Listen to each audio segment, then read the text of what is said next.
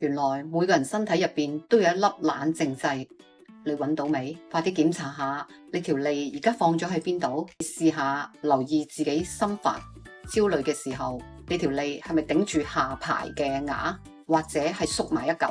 唔怪得知你會咁攰。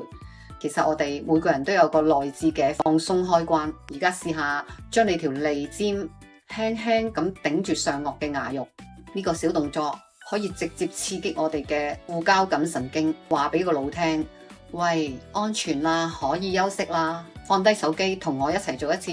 第一，脷尖頂住上顎；第二，深深咁吸一口氣；第三，慢慢咁吐出嚟，持續咁頂住。你有冇發現你個膊頭開始自然咁垂低，冇咁掹緊？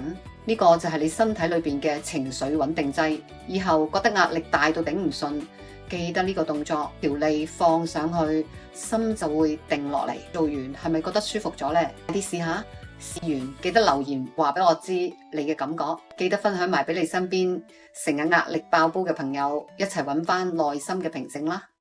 關注迪安，一齊身心健康生活。